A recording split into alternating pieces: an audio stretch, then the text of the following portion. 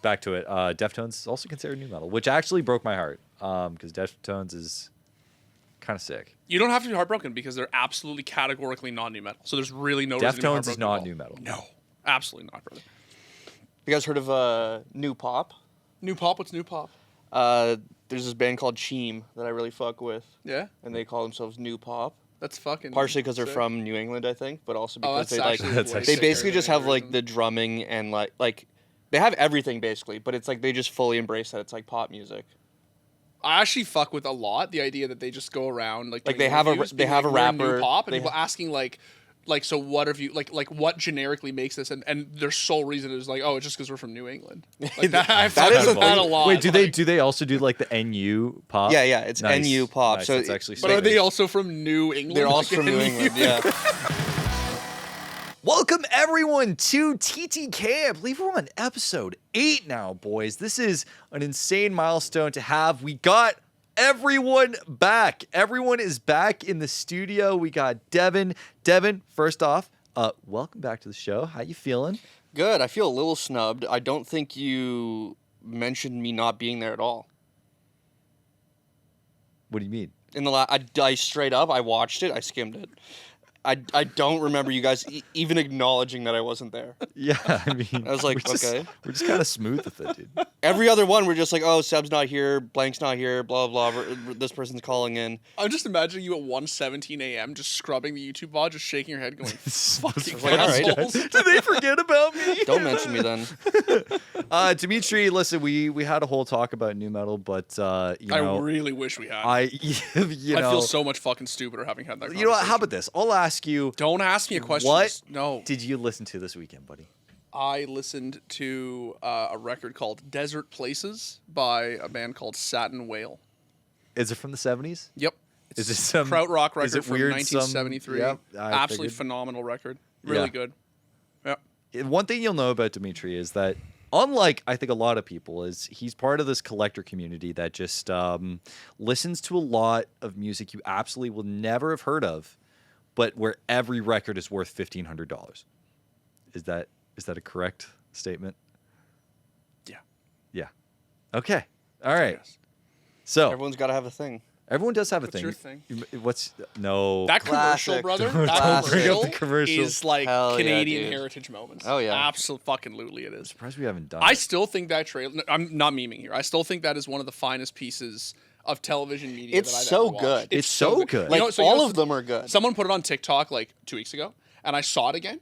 And like now, as like a full-time YouTuber, a content creator, I watched it. It's, like, and I was perfect. like, "This great. is masterful." The pacing. the pacing, yeah. the music the tempo Yeah. changes, like, and just like the wholesome, yet like they managed to convey this like wholesome message to the kids. Yeah. On a level with the kids that is like trying to be cool, but also is cool. Yeah, and there, like there it's is just there is like the sort of pop punky kind of like vibe to it, Yeah. like edgy. Well, no. Because I mean, it's definitely it not wasn't. new It wasn't just. It wasn't just that one either. Remember, like the one where it's like the kid who's like running away from Yeah, the girls. the girls. oh fuck, Yeah, I that was a forgot good about one. that Yeah. And that one was about like exercising, right? Like don't. Yeah, it like, was to be exercised. There was a kid who's like chasing a Pokemon card or something that like he yeah. opened up. Was there an ice cream truck one? I Yeah, think so. there's an ice. Yeah, it was, yeah. I think it was like a bunch of kids and they can't catch it. It was all about like the same thing. Like there's also like, what? Bro, I got it. Will anything ever be cooler than YTV was in 2001? Okay, this isn't good. Ow. Oh, dude. Yes. Wait, do we have it on the TV? Is my TV working? still Please tell me think my about TV's this working. thing. Please, because the people need to know. First off, this thing almost got me into. Okay, this thing almost got me into tap dancing. That whole tap dancing bit was It's like. so I think the It's point so of good. the commercial was not to watch it and then pick one of the things No, that you're other supposed to come people. with your own thing. well, it's to do your own thing, which I Sebastien did. picked French presses and fountain pens.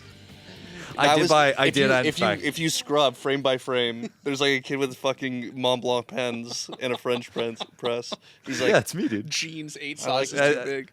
That's me though. I actually did buy a fountain pen over the weekend.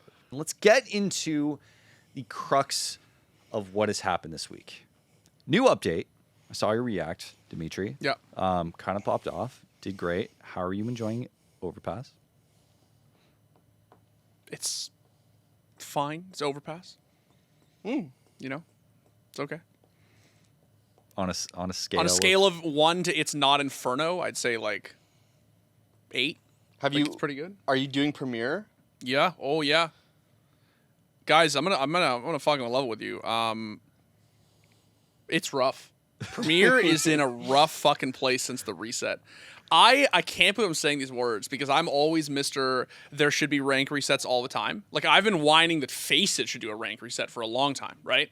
I think rank resets are great, but like, they reset these ranks, and it is brutal. Is it because all the cheaters get to the I don't the know. top? It's both. It's both. I'm either playing. So, like, if I play with people who are in my rank, they're cheating. Like, they're cheaters. Or if I play with people who are, like, 4 times below my Premier rating, they're, like, 4 times below my Premier rating. So they're, like, new. Like, they're not, like... And, again, I'm not shitting on, like, players who are, like... It's not their fault that Valve put fucking players who are, like, 5K and 25K in the same lobby, right? Like, that's... But I'm telling you, it is, like... It's bad. I'm doing this thing where I only solo queue Premier. I refuse to play with people. If I play with people, like real sweat stacks, I only play Faceit. Premier is my like fucking like it's like my penitence. Like I just like I have to just subject myself to misery and hatred. I'm not gonna lie, bro. This kind of sounds like cope. It's so shit. It is absolutely insane. I don't know. They're maybe either it's just cheating like or they're Smurfs or they're really bad.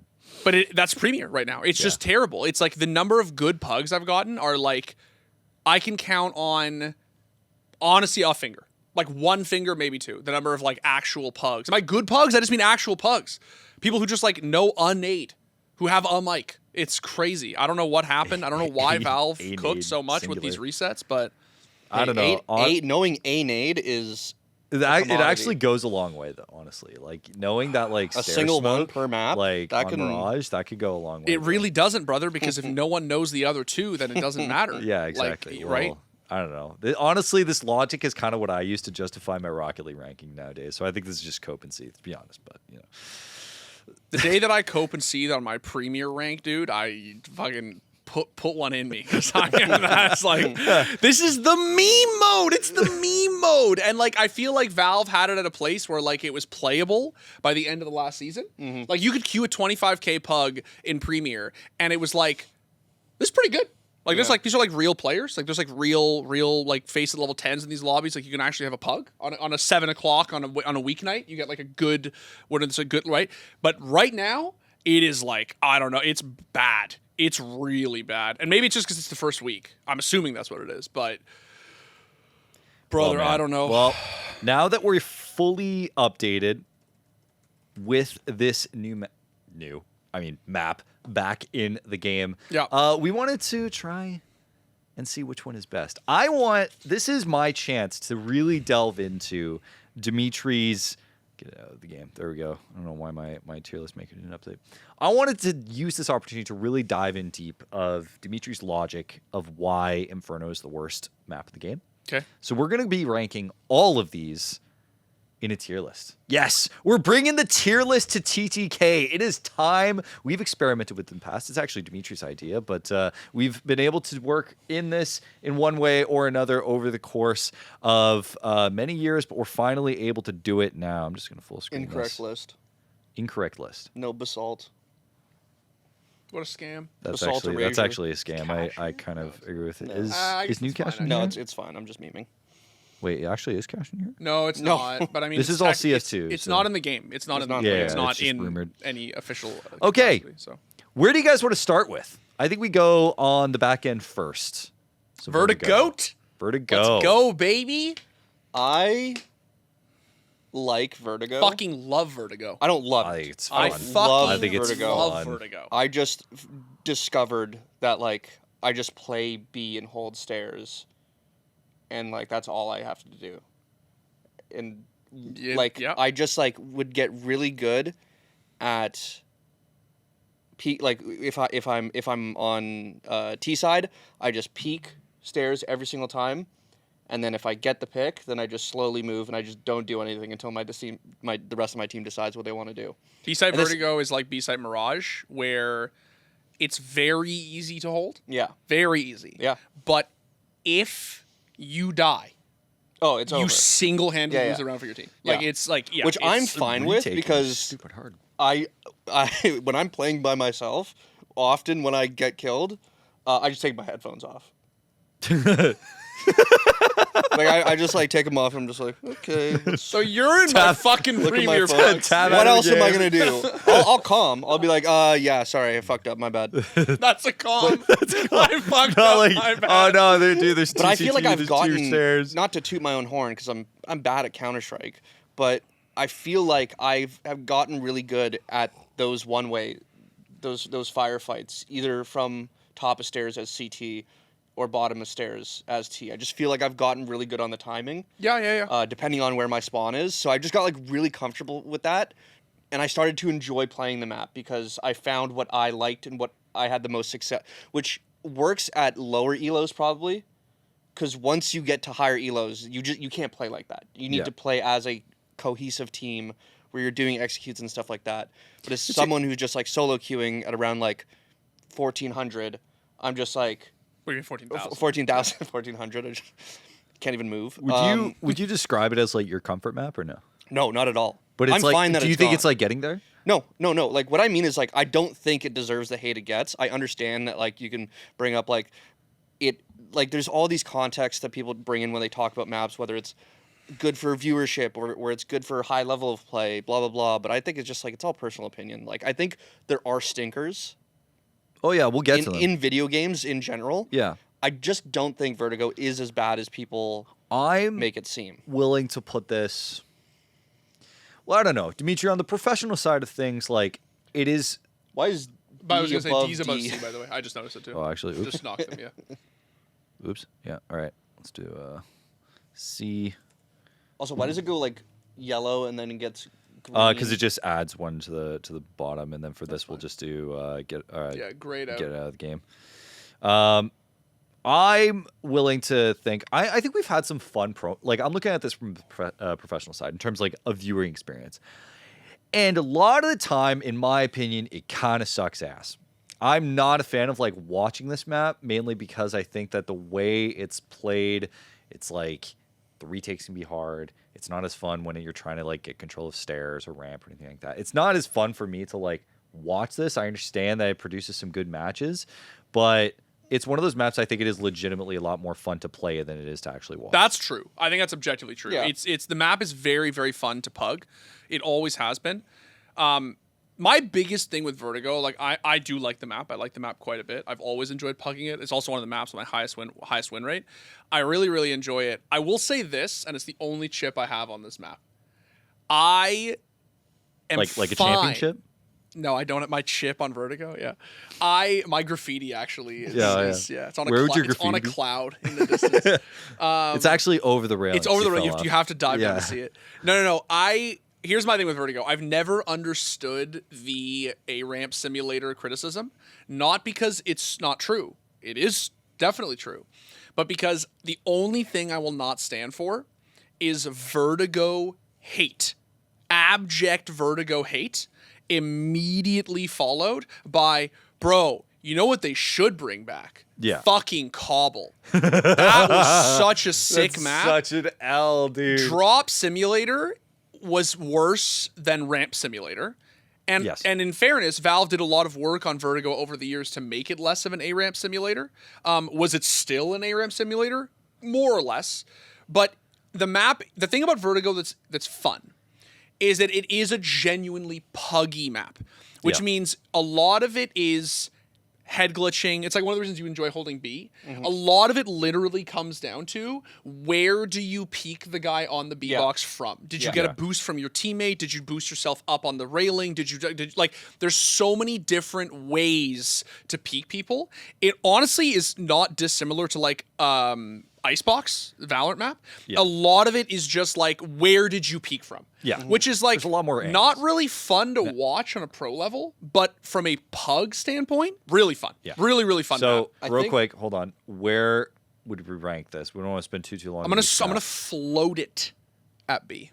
I was about to say B. I think it's a solid B. I was gonna say B or C. I think I would it's say C. to me. If it goes down, it goes down. But I think it's boring a solid. to watch, but it's really fun to I also play. just don't think it's conducive to like highlights, as far as I know. It is not. It is not. I know there was like actually there's been a lot of moments of top like, of stairs, like No, there aren't people really a lot of like highlights. There's been like moments of like people breaking, like pushing the map to its limits, like Furia, like putting Elige had that boost. crazy fucking spray, the 4K whatever, where he got the spray There was transfer blind. who's the like, guy he got that flashed and he kept the spraying, which was really 6K. sick. Who got the 6K?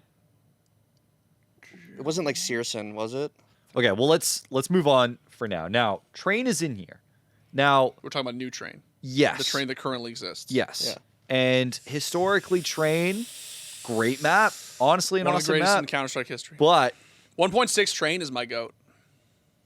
I 1.6 Train is my goat. It's fine. I actually really it's not have fine. no. I have fucking a hard soft spot. That doesn't make sense. I have a but hard soft spot. You gotta get that checked out. I got a soft spot for CS:GO Train. I actually really like it. But new Train. Now I don't have as much experience with new Train. I haven't touched it a ton. I've heard it's gotten a ton of shit.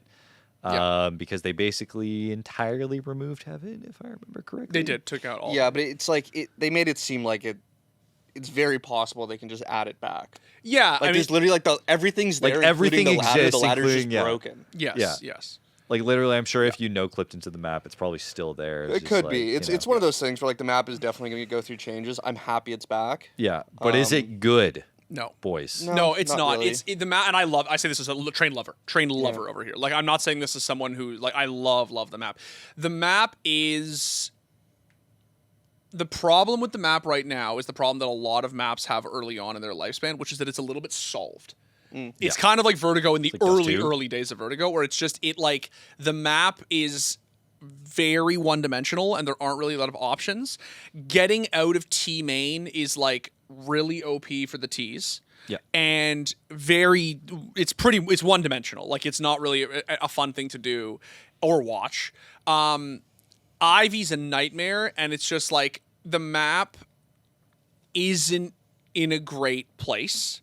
It needs to undergo some changes, like Vertigo did before Valve turned it into a pretty, all things considered, pretty fucking good map. Yeah. And so I honestly think D. I think it's objectively D. I think it's D? D. And I don't say this historically. Like, Damn. historically, Train is one of the great Counter-Strike maps.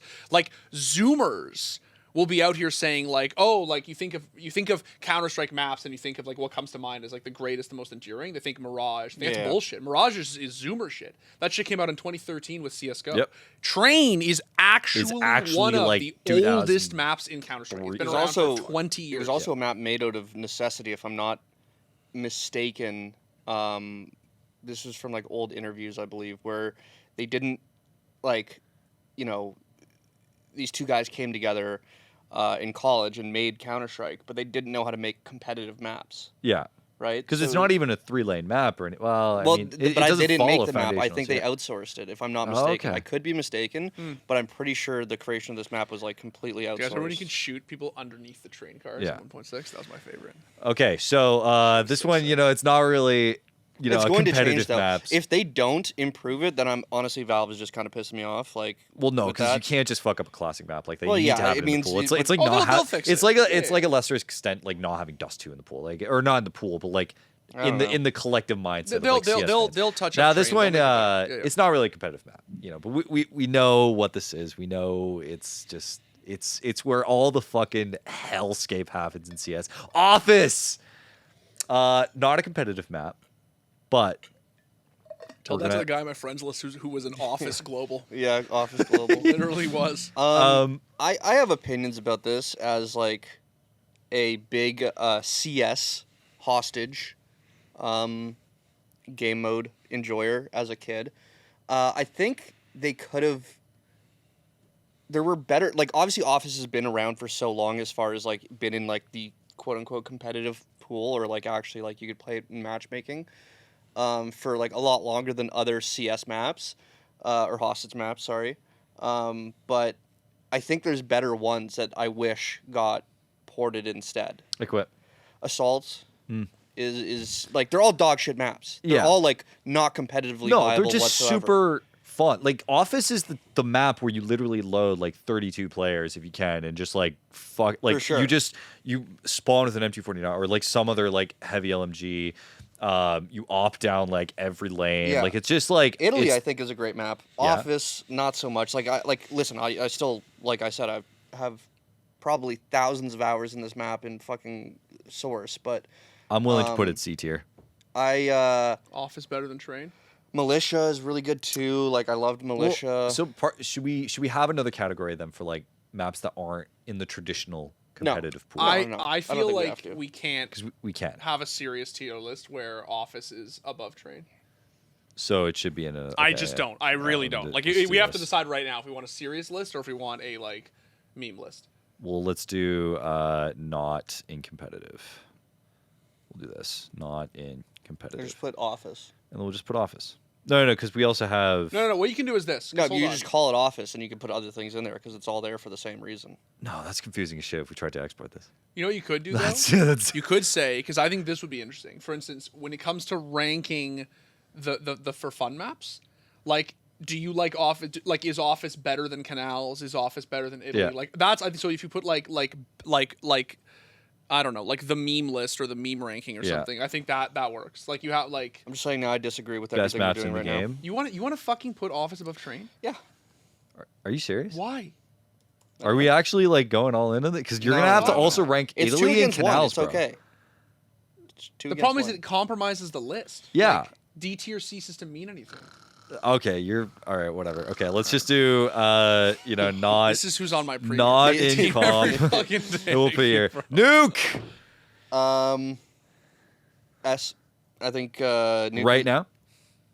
Well, like, okay, it's to be honest, it's either no map is an S or Nuke is an S.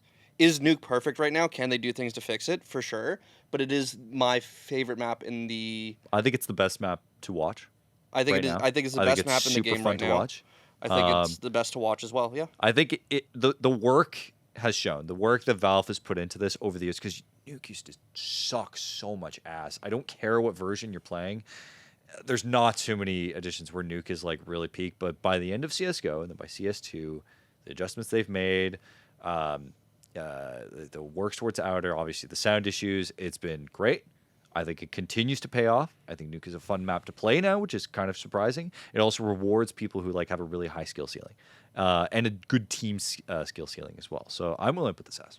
There's an old saying in competitive Counter-Strike. Well, old. I mean, it's been like for the last 10 years in CS:GO, of like, if you are a pro team, a real pro team, you're a G2, right? You're whatever team spirit.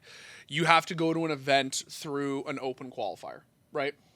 It happens sometimes. You just like you have to like play against like tier 2 teams of like people who've cobbled together. There's an old saying which is you always take them to Nuke.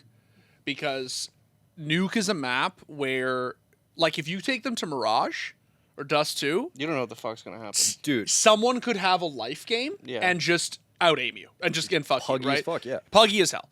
Nuke is a map where the better team will always win.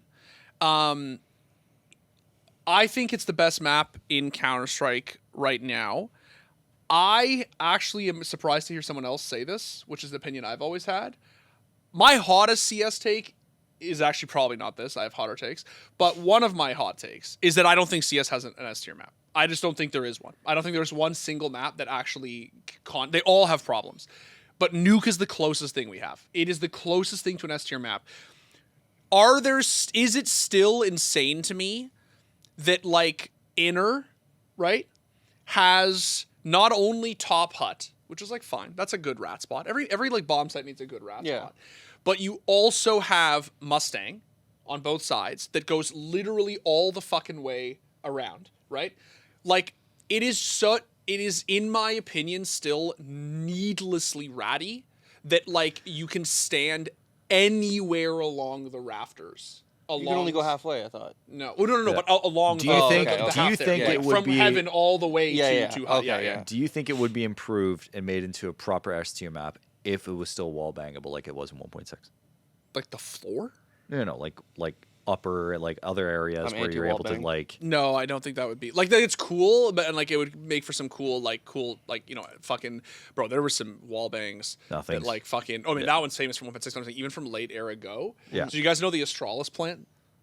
Like if I say I'm planting Astralis, you know what that means? Yeah. So if I'm saying Right I'm down planting ramp to the to the right. Yeah. If I say I'm planting Astralis, you know that from Decon, you actually used to be able to wall bang Just shoot through it. the fucking and someone I think it was like K18 or something like would do it with the op where you could actually if you heard them planting you could wall bang the cement wall and get kills. That's like cool. There's simple as wall bang. There's also on simple as Grim. wall bang. But that's like kind of like a standard. That's a pretty standard wall Not bang. crazy. I just think that like there are still some needlessly ratty spots. Rattiness to like to enter, especially upper. Like B, I think it's okay. B is pretty perfect, I think. B is pretty perfect. I think it's fine. So, I as a still think dying to somebody not like front Mustang, but like back Mustang, like above hut, to me in 2025 still feels like bro, yeah, it's a little much. It's fine, but for the time being, it's great to watch. It's a complicated map, but if you don't think there's a single S tier, I think whatever. Like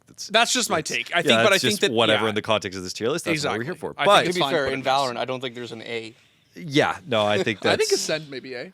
No, I like think Haven. Ascend. I think Haven for like Haven. I just think because like it's just a fun. It's The like retake cash. simulator. It's like cash. Like I just like playing Yo, it by myself. By the way, Ascent is cash. Literally, it's cash. Don't yell at me. for the record, Have you not seen these comparisons? No. Someone took Ascent and they took Cash, and because Volcano works on Valorant, and he literally made Cash with fucking what's it called? FM Pwn. Literally, they took Ascent and Cash, and they're like they're the same fucking map. No. There's literally a tree. The tree leading Oh, that's onto. actually kind of funny. That's fair. It's This it's man Cash. is literally just. But I mean, that. I okay, I real find quick. Haven buggy, Just so I make like sure, to play it. Dimitri, your mic is in front of you when you're talking to Devin. If that's all right. Just like move it Sure. a little bit more. And then yeah, no, I mean. Time you turn towards the TV or to Devin, we lose you, buddy. All right, I'm gonna put it here. I'm gonna do this. I'm gonna have to do so much editing on the spot. Okay, back to it. Mirage. Now, relax. Give him buddy. strength. I fucking love Mirage, bro. I still love Mirage. I get it. It's linear. It can be boring, but the fact that basically like all of my retakes were on Mirage. Part of it's probably sentimental, okay? All of my retakes on Mirage, all of my DMs on Mirage, all of like half of my pugs on Mirage because only everyone wanted to go to Mirage or Inferno. Yes, it's played out to fuck. Yes, it's arguably boring in many ways. Yes, it can be cheap as shit, but it's fun. And I like that. Dimitri, tell me I'm wrong. Mirage has had a lot of different eras of being, even despite being the same for forever. It's funny, like I think late era Mirage was sort of a misery. Late Go, I mean, was sort of a misery. The map has the biggest issue the map has always had is not that it's stale. Like that's what everybody always says. It's stale. It's stale. It's stale. Yeah, it is stale. But that's not really the biggest issue. The biggest issue is that it did actually get like to a degree solved. Yes. The CTs through the same one ways every round and the same mid flashes and the same boosts and it just became this thing where as soon as they got two ops on CT Mirage and they were throwing the CT one ways, like it started, the map felt really shit to play and it got shittier the higher and higher like the elo went. Right, like playing like a regular ass Mirage pug would be like fun, but if you play like an FPLC Mirage pug, you just like it really quickly turns into like who knows the better exploits and who is a 5-stack and who is not, and it's just like I actually kind of disagree because even in like my own FPL games, when it came to Mirage, it was very much it was the skill check map. It was like, do you know every single execute that you need to possibly know? And it kind of made you better in that way because it forced you to learn how to play the game. That being said, I still think it goes A. I think Mirage is overrated. I think that the map does have problems, and I think that unfortunately they're problems that like will just never get ironed out because we've divided. It's become like this like partisan thing where it's literally like either delete it from the game, which a huge vocal part of the community has absolutely like, right, which like in fairness, it's been in the pool for 12 years straight. It's the only map ever. Or people are like, it's immortal, it's timeless, it's the best thing in the world, don't touch it. Ranking. A high B. High B. I don't even get to say my opinion yet. Say your opinion. Say your shit, brother. Speak your truth, dog. I think Mirage is a good problem to have. Yes. That is my argument. Is that so? It's like the ESCOR letter. Yeah. No, it's yeah, exactly.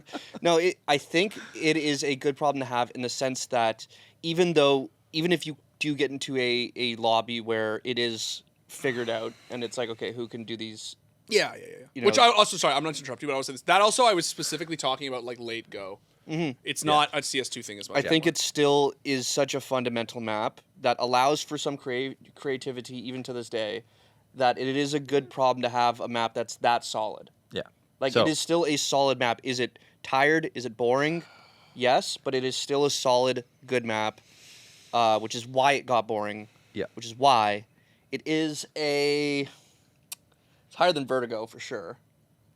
That's for damn sure. I'd say A. I think A. The map pool is in such a state of disarray that honestly, because it's so difficult to argue that it's not A. A lot of 2 years ago, I think there's such a compelling case that it's not A. Okay. But right now it's Anubis. I like Anubis. Anubis is A tier. I like Anubis. Anubis is an A tier, man. I don't play it a lot. Anubis gets shit on all the time for being T-sided. Mm-hmm. I am of the opinion that there should always be one T-sided map in the game. It's just good.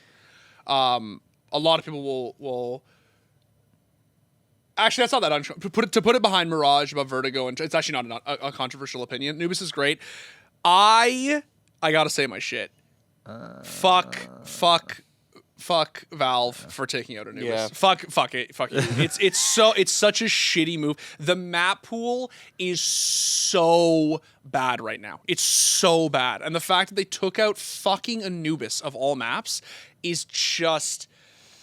I think there was. No. Here's the thing: it's a bizarre choice. I don't even Anubis had understand like the grow, reasoning, which is why it's kind of tilting. Because it really did feel like, especially towards the latter end of its life, we were getting a lot of really interesting moments. We were getting like a lot of just interesting games on that map.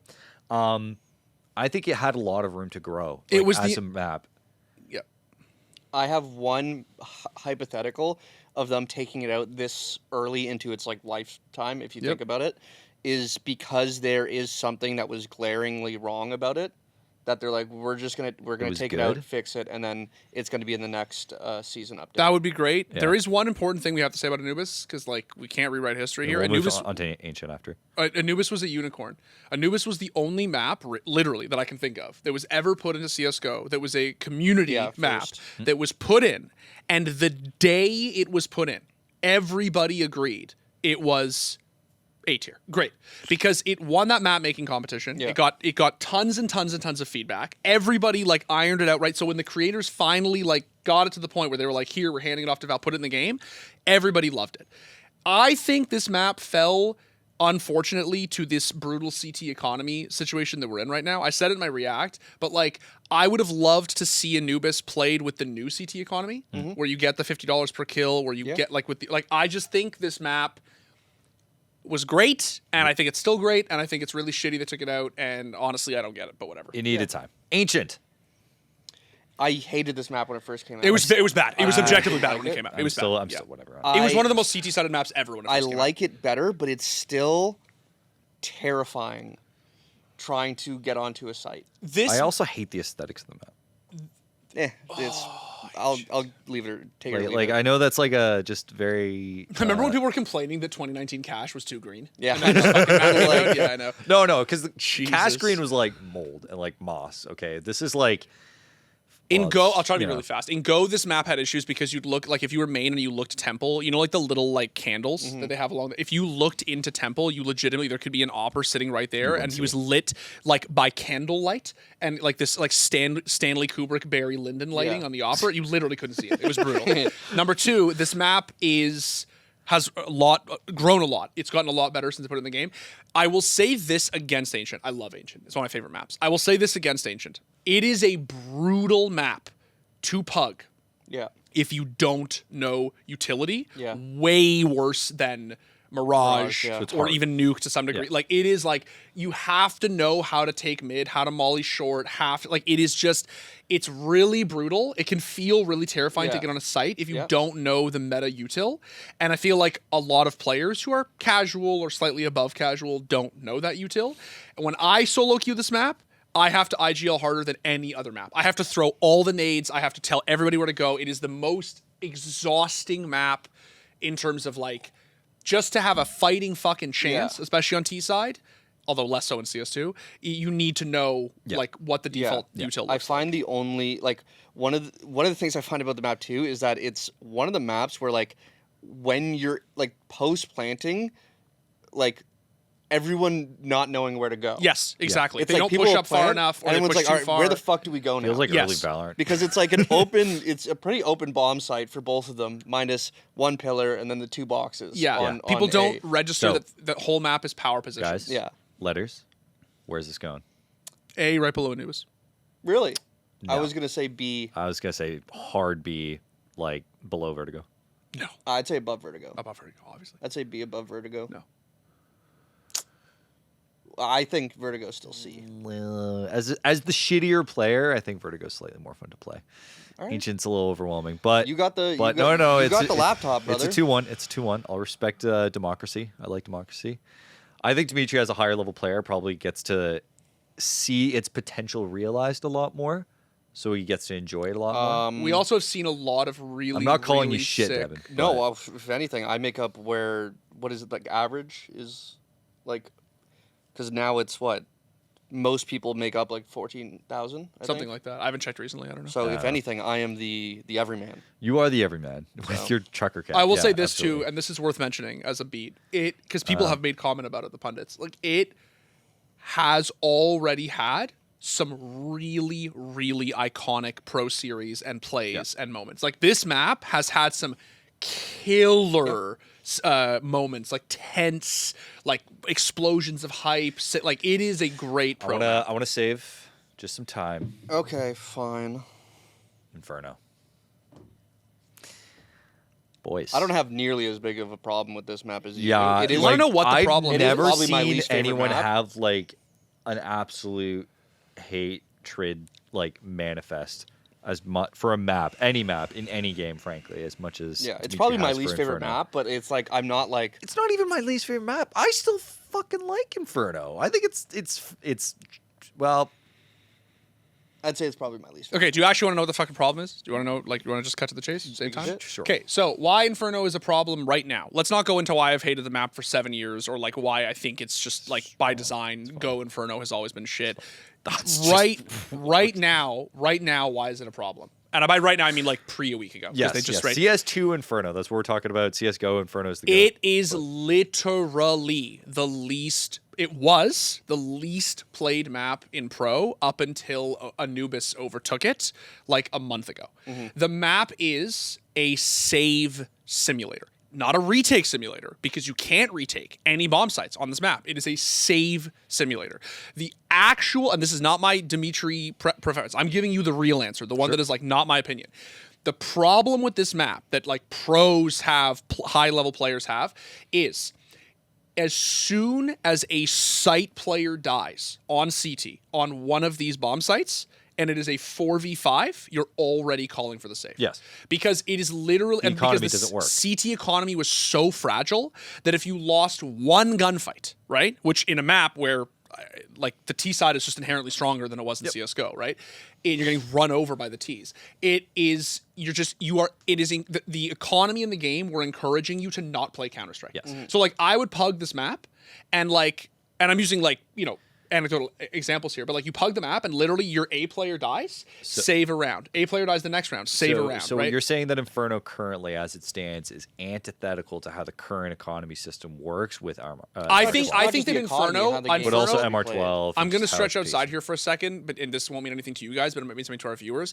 I'm saying that Inferno is to like pro Counter-Strike what like Corki is to pro League of Legends, where it's like literally the developers have literally said said, it like package just is like bad for the health of the game. Like it just Inferno is a map where one person dies somewhere on the map and immediately a call is coming out to be like, we should probably save you. Okay. Yeah. Right. So anyway, get it out of the game. A tier. Get it out of the game. Get it out of the game. Is quite good. Any other year, I would say put it in C and leave it at that. At this point, right now, get it out of the fucking game. It is so Devin. This is my revenge. This is my revenge for Valve taking out Anubis instead of Inferno. This is my fucking. I am of the opinion where everything's always going to be you're always going to have a favorite and a least favorite. It is my least favorite map in the pool.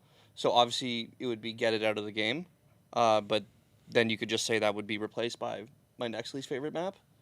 But no, yeah, I'd get it out. Not to. No, I mean, agree listen. with you. I think it is a real shame that we got Anubis out of the game and out of the pool before we did Inferno. Inferno obviously needs tweaking. It hasn't been able to adapt to the current economy, and they tried. especially they widened Banana. No, right? it's just it doesn't work. And so I think it's just people it's also not fair. like at It's the not fair. major, people Hold weren't on. excited. Let's move on to Dust 2. We still have 4 maps to take. I know 2 of them are kind of whatever. Classic but, C but tier. we have but Dust 2. Yep, it's classic C tier. perfect middle of the pack, slightly below, does the job. It's kind of funny that even right now, Dust 2, it doesn't feel like the standard map I think that people like to play anymore. It's not like you're loading up into a community server that's just like going to be Dust 2. Even for like deathmatch or anything, that's usually Inferno, that's usually Mirage. It's kind of just it's riding at the moment more on the staple of its name right now than it is being a like good competitive map. It always will. Yeah. It's always going to be that way. Listen, I think it's a D. I think it's worse than C tier in my opinion. I don't think it's Better a than very Train good or map. worse? Huh? Better than Train or worse? I'd rather play Train. Just because That's crazy. Just because I think Train is like at least like at the level that I'm playing at. Suggestion. Train is more Take fun. Dust 2, bump it down to D, and move bump Vertigo down to C. No. Why? Give Ancient the soul B tier. Or we put Mirage and swap it with Dust 2. I can go either way. That's actually No, trying to you can put sabotage it the wherever the list. fuck you want. We're motherfucker. doing a tier list in Big 2025. All right, you know what? How about There are this? no How about rules. this? We'll put Train C, Yeah, Dust 2, but we still have to leave room for Overpass. Oh, that's gonna piss off a lot of people. Train is a bad fucking Yeah, map, you don't have to guys. put it. The only reason I'm saying I'd rather play Train is not because I think it's objectively better. It's just newer, and I'd rather play it. To be clear, I completely agree. Yeah, I I'd think just I rather think there's play more it. to be solved with this current Train. The fact that it's interesting, Dust 2 really hasn't been changed outside of mid for like ever, and it's just They changed the boxes on A site. You can self boost now as a Well, yeah, but CT. that's what I mean. Is that and then like doors and that's it, and that's pretty much it. And I guess it adds some flexibility in terms of like rotates, but like It does. It's That's a it. huge difference, actually. So it's like, but does it make it more fun to me anyway? Not really, no. Overpass. Overpass. Have you guys gotten a feel of this new Overpass yet, or? I mean, it's the same as basically Sorry, the same. the same. literally but, like, exactly the same. Um, I've always loved Overpass. It's S behind Nuke. Really? Oh yeah. I didn't think you were gonna say yes. Wow. Oh, it's S behind Nuke. Yeah. No, Overpass is my favorite map as far as like me just playing myself. Yes. Like not Yeah, watching. no, I totally agree. Yeah, it's like mine really? outside of Inferno and I like hate solo queuing CS:GO. this map. No, I don't mean like playing by myself. I mean like with Nuke, I'm like thinking about like the history of the map. The Yeah, the there's pro so scene. much Oh, stuff oh, that's I see what happened you mean. on Yeah, it. yeah, okay. Overpass is just like my favorite map to just me myself play, not necessarily watch, not necessarily It's know also the my favorite history map of to it. watch. That's what you To mean, be yeah, honest, yeah. But, it's actually so fun to watch. It's I just really enjoy it. I think there's a lot of space where it's one of those maps where you can learn, like I said, Vertigo, you can learn about what you enjoy to do if you are playing by yourself, and as long as your team is comfortable with it, just be like, hey, this is what I like doing on this map. This is what works for me. I'm going to do this if that's okay with you Yeah. guys. Are we all in agreement? S behind Nuke. SBI Nuke? Yeah. I actually love this map. I think Mirage in the current state is like it's solid. You hate it, but I still think it's a great map. I think Overpass is a great map at literally all skill levels. I think it is a solid map if you're an upper tier player. The only knock against Overpass always has been it, and this is actually gets worse the higher you go, like even into pro. Sure. It can be a brutally CT-sided map. It Yes. can be very, very, very hard, and not hard in like a fun way. Yeah. Hard Yeah. in like a really like You way. gotta It is reserve a very- lot of just util. string There's so together much, like yeah. 5 T rounds. It's really, it can be bad. It can be Yeah. very frustrating. Yes. It can be the most frustrating map. It can be a very frustrating map to play. It can be. But, But I don't think it takes away from so everything can else, Nuke. too. So can Nuke. Which is what So can Nuke. But That's Nuke's good. gotten better. Like Nuke, a lot of people think Nuke is T-sided now. A lot of Really? people think it's T-sided. I remember Well, I remember back in the day getting like 3-4 rounds Oh, on you were T. It was if like you got 4, it it was was winning the Dude, game. holy If you got You're 4, winning it the was game. fucking GG, You're boys. Astralis, bro. Holy fuck. No, I think Nuke is one of those kind of maps that punishes you a little bit if you don't know what you're doing, but it's also really rewarding. Overpass is like, it's so big that you can kind of get away with a lot of dumb shit, even if Yes. you're in the lower ranks. Yes. But it's also really cool to watch if you're actually watching at a high level. And you get to see these pros do these really funky executes and rotations that like just make no sense. But they're really, they just work. They make sense. They're really fun to play. I love Overpass. I think it's one of those like golden maps that just came along and just continues to deliver. And I can't wait to see more moments with it. Could we swap Anubis and Mirage? No. I would. I like Anubis. You want to be based or you want to fucking be in? That's my opinion on Anubis. I'm like, yeah, I Fuck like Anubis. you, Dimitri. Anubis fucks. Me- People are just like, "You wanna play because I Anubis? don't Are have we like good?" I'm like, I like Anubis. I fucking love Anubis. I like Anubis. Swap Anubis and Mirage. you're a bastard. Anubis pin would go You're crazy. Dude, you're, fucking you're a coward. bastard. Chris is just in my ear. 2v1, man. 2v1. You guys He are is. bastards. Easy. Mirage is great. Okay, leave me alone. Are we settled with Wait, we're this still list? saying that Mirage is better than Ancient? Come on. Yes. Yeah. No. Cringe. Shut up, dude. Cringe. My God, this Wow. fucking normie FPL opinion. Jesus We didn't Christ. talk about Italy or Canal. You wanna Devin, you want to rank those two for us? rank them, bud? It goes CS Assault. It goes Italy. It goes Militia Office tied. Aztec. I mean, Aztec was a. It was D map. It was excuse a me. diffuse map. What other What goats was were that there? one in Prodigy. 1.6 I used to love? Prodigy, the snow maybe? one with the big All right, warehouse. let's get to it. That's, let's Militia. Militia? let Or it no could no be- oh, no, boys that- boys that's boys Assault. boys boys He's Assault. boys Yeah, boys it's- relax. Okay, settle nostalgia later. Now, Okay. is this where we're feeling for this tier list? No, Mirage should be below Ancient. I don't care. That's an L opinion. Mirage is still a great map. And also Ancient's fucking garbage. I love Anyway. that he's like, oh, "What do you think about the map?" And then you hear the list, and you're like, "I think this." He's like, "Fuck you." Why Fuck did you, say Dimitri. anything? This is generally fine though. Generally across the board. Yeah. I mean, it depends who you ask. Crazy. Yeah. One could be off, and people could be like, "You guys are actually." That's the whole The, point. I'm gonna be honest here. I'm not being the only thing that is like objectively a little bit like is the train, train, does yeah. too because So they train should has just be on the same tier. Train has real problems. It has Okay. genuine So, problems. Dust 2 is just then we'll boring. just- we need- just swap them. Just swap them. Just swap them. Yeah. Yeah. This Because Dust actually 2, is the Dust list. 2, you still have the capacity to have fun. course. Train has problems. I think I'm okay with this. We'll see how our audience thinks. We'll make sure we'll get it up on the screen. To those of you who are in audio form, for the S tier, we have Nuke and Overpass. On A tier, we have Anubis and Mirage. On B tier, we have Ancient and Vertigo. On C tier, we have Dust 2 is the only. D tier, we have Train, and get it the hell out of Dodge is Inferno. Get it out of the game. And then we're not going to talk about the non-competitive one. But for now, let's move on, boys, because we're not just going to talk about Counter-Strike today.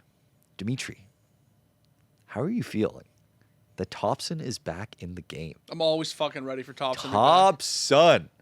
Devin, do you know Topson who? is- do you Topson know is who like the Topson is? Tide. Of course, Topson was one of the first videos I worked on as a PA. Huge. Was your script? And Was it mine? Yep. It was like the Topson, Godson, Chadson, or some Oh, shit. fuck I yeah. forget how the Yeah. fuck the Yeah. name. We've of the made convention. so many good videos on Topson, but Yeah. yeah, he's coming back. The last tournament he played in, which I believe was TI last year, he got third. You know how much he won that's for that? fucked. I know. Do you know how much he won for that? Hold on, let me bring it up. 40 grand. His team collectively got $250,000 Yeah. It's a Hey, crime. that's not bad. for Can you, third. Can you scroll down to the other TIs? No, not that one. Not- oh, Definitely wait. not that one. Got Let's keep going. that's also just another million. you just missed And one. You just You missed just it. missed it. And Ooh. there we go. Cha-ching. How about the one before that? Oh, Nice little package deal. Judging.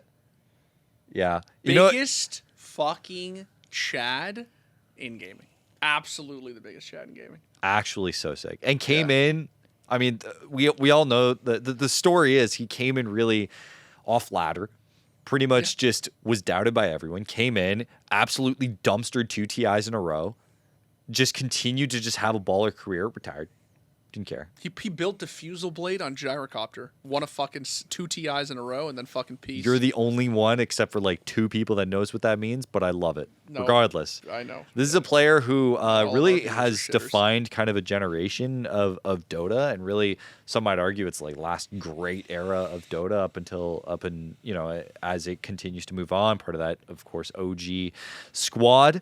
You told me to segue into this earlier because we also have another topic that this sort of goes into, and that Topson, who's a fantastic player, came in off of ladder and joined literally at the best time you possibly could for a Dota professional, when the prize pools were at its peak, when you literally had tens of millions of dollars for like even, either winning or getting second or third or even losing. You could make so much money in this. And now that Topson is back, we don't know which team he's going to be yet, but this segues into an interesting point that Bubzkji made on, I believe, Twitter recently. And I'll just go through the whole tweet because I think it's... Interesting point is one way to put it. Huh? It's an interesting point is one way to put it. Is there another way to put it? I think it was pretty inflammatory. Really? Like, this didn't like go through like as well as like other people. Really? Because I think it is very sobering to see a professional kind of talk about this. We'll get into it, okay? So we'll talk about it.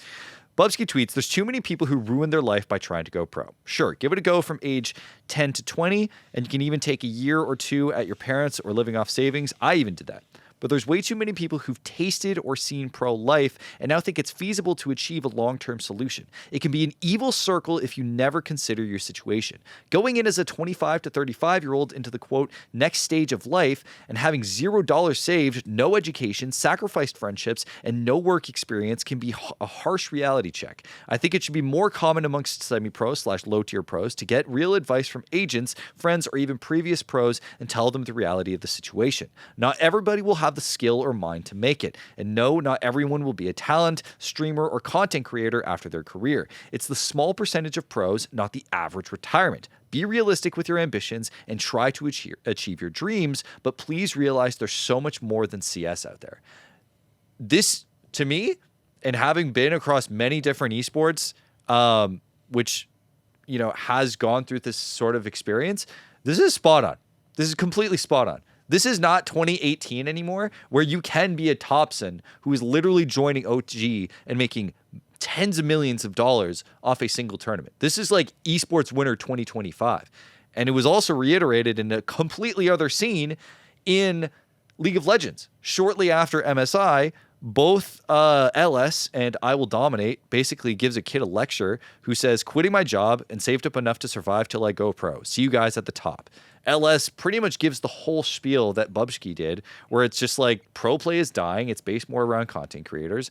The amount of pay that you're getting for professional play is not there. There's less talent as far as casting analysts and all that stuff. And everyone is trying to make it as a streamer. What's going to separate you from getting to the top? I fail to see where it's just like this isn't as relevant as possible for so many like people aspiring to come to the top. I really think that with all these points combined, I think it makes me really happy that we have people who are more like veterans in the scene who have been in that place and be like, kind of like how we are sometimes with like content creation. It's like, guys, like this isn't the life and the grind that like you think it is. You have to sacrifice so much and then some for something that might not even be worth it now. But I don't know if you have another opinion, Devin. Maybe I'm naive when I say this, but I just find it hard to believe that people don't realize that, and that like making like this post, like I don't know why he put ruin in quotation marks, because like it's either did you hear that somewhere else, or like why are you putting ruin Because saying like, oh, you're gonna ruin your life, that's kind of crazy. Like you could say that about bucking anything that you do. And it's like, oh, make sure you have an education. Make sure you don't backstab your friends. And I'm like, what the fuck are we talking about anymore? Like, listen, I think I've spoken to Bubzkji. I think he's a very intelligent guy, and I don't think he's wrong whatsoever. I am just like, there has to be something that he knows that we, as non-pros, but like, you know, professionals in the industry, don't know. Like this has to be like an actual, you know, endemic going on. Mm-hmm. Like you think that he's talking more stuff like there behind has the to scenes. Be, what I mean is like like me reading it, I'm like, it's kind of lost on me because I'm just like, this is just advice for life. Like this is like, oh, you want to be a singer, you want to be a you know, a musician, you want to be an artist. Yeah. It's like, well, make sure that you get an education, make sure you don't cut off friends, make sure you know you save money and stuff like that. It's like those are just like general values, and I understand that esports is a younger you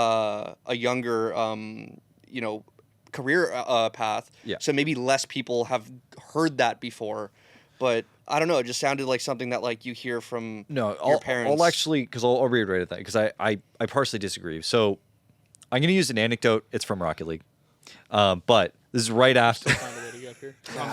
No, but it's actually relevant. I promise this time. This is right after, or maybe right before Scrubkilla. We made a video on him where he won the world championship at like 16 or 17 years old. Yes, his name's Scrubkilla. Shut the fuck up, Dimitri.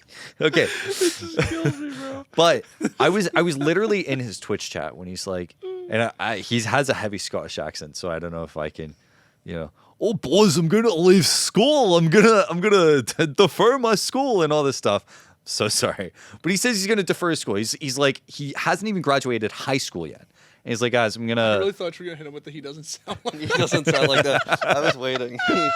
But he hasn't even graduated high school yet, and he's like, guys, I'm gonna put us off. I'm in Scotland. I can literally graduate at any time. And I'm like, dude, you're not finishing high school of all things to play Rocket League full time.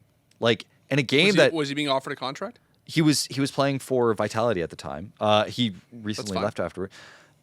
To me, college, sure, you can put off. High school, you don't put off. No, but it doesn't matter. Like, okay, so a good example of this was like when Sumail, right, like did the GED. He was 15. He was like 15, turning 16 when he signed to EG, right? Right. And like he was like schooling on the road and like the G or whatever, but like the priority was like very clearly, I'm gonna get paid a lot of money to go play Dota for EG, and I'm gonna make millions of dollars winning prize pools. I think if you're leaving or not leaving, because no one leaves high school, to defer high school, right, finishing high school, to make a substantial amount of money playing for a tier 1 org as some prodigy who's going to sign a fat contract, I think that's fine. I think that's honestly... The problem with that is because unlike in, say, music or maybe basketball or whatever, for a lot of these games now, to even be competitive, you need to play 6 to 10 hours a day or more. Scrims every day. So you have no development in your social skills at all, in person.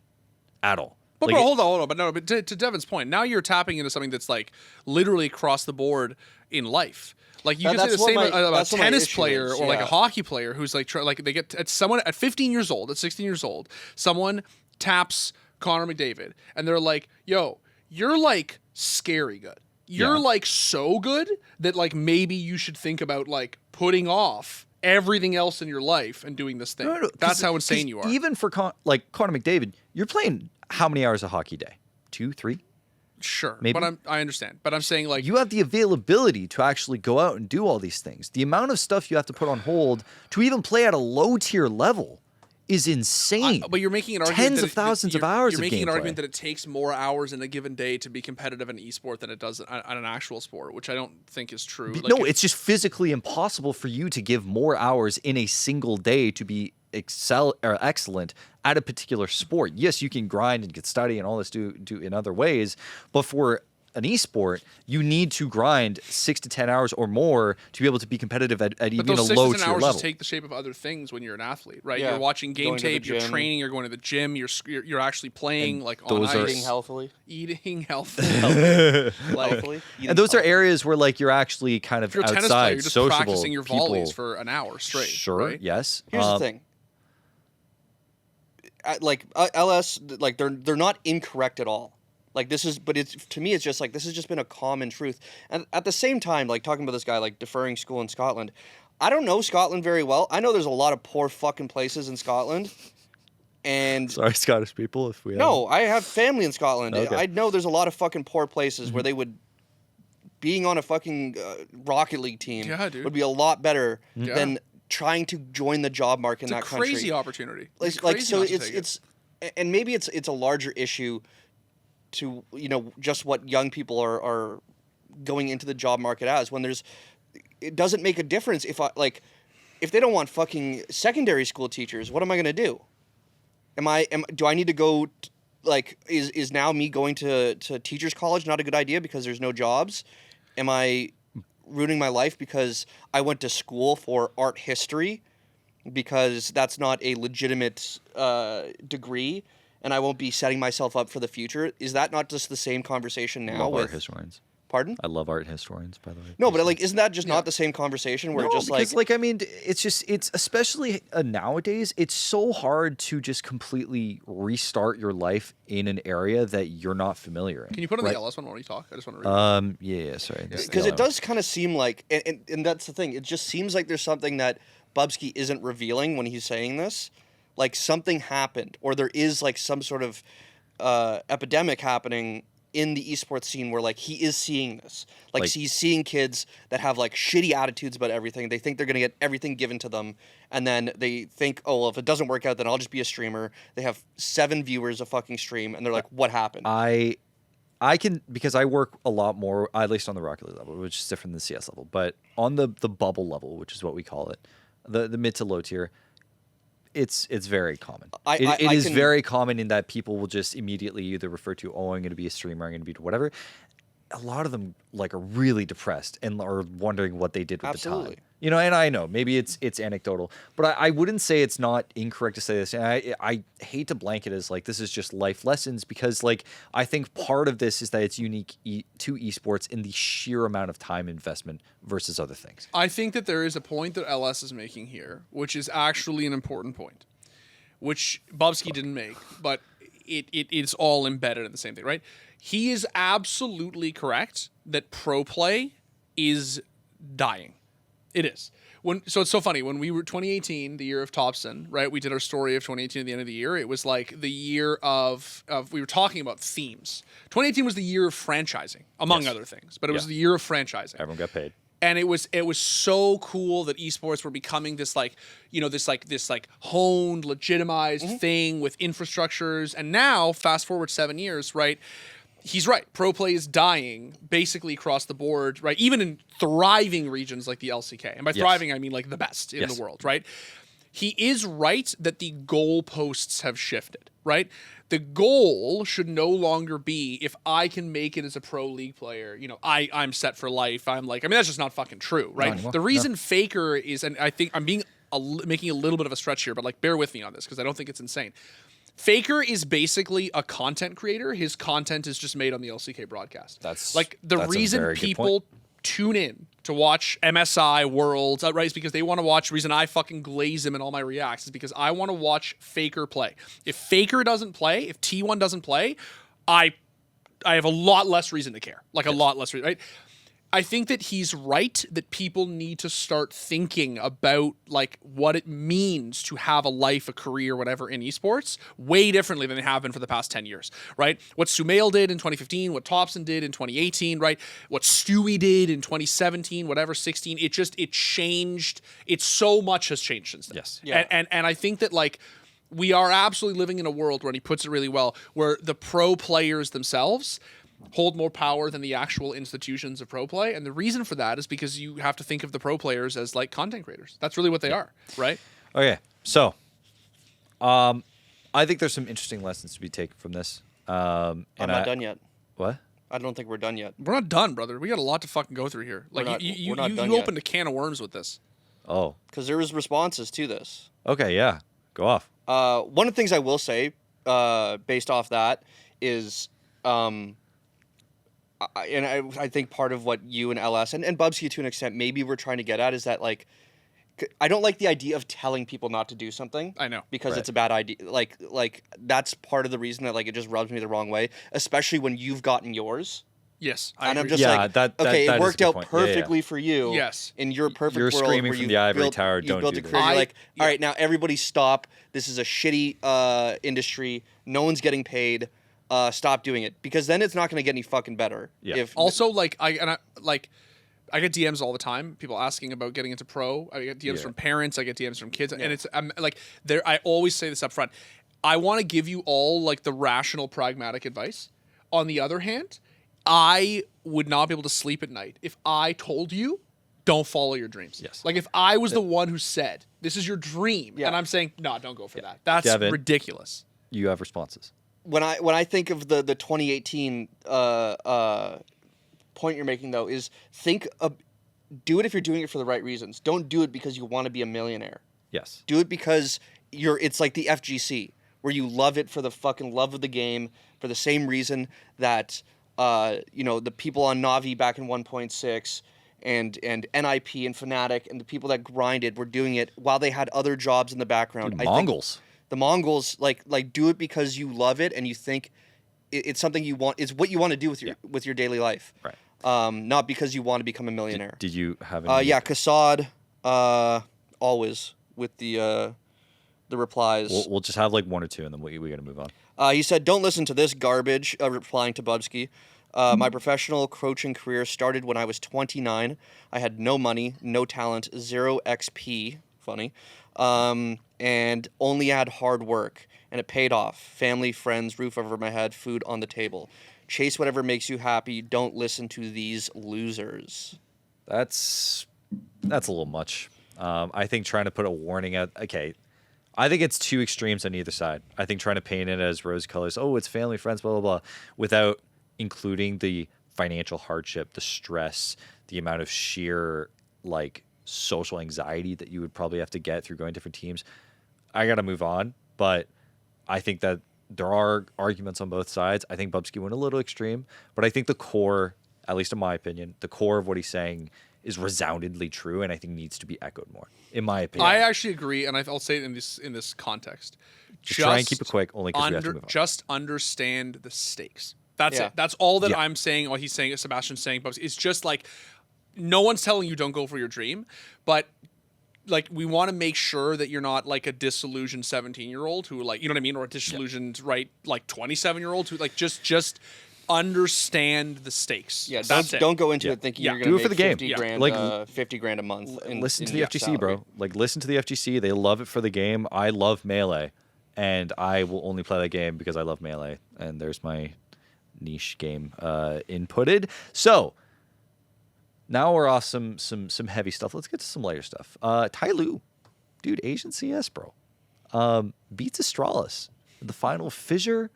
The Fissure Fissure playground? Playground, yeah. Smashed them 3-1. Now, you were saying how Astralis has been looking better. I somewhat agree. They got Hooksy backs in the lineup. They jumped up like an incredible amount of spots after like beating like 5 teams. I think it was forgot who brought it up. My apologies. I did see some funny comments though. Jam Young, bro. Look at that stat line. Holy fuck, bro. Yeah.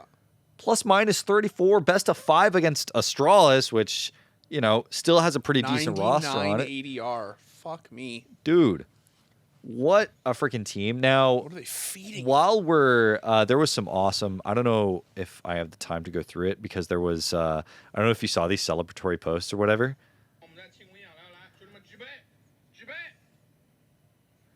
Hell yeah, Goated. Gombe.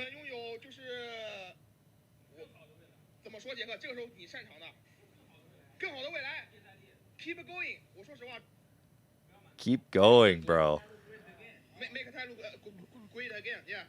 Cheers, guys. Cheers.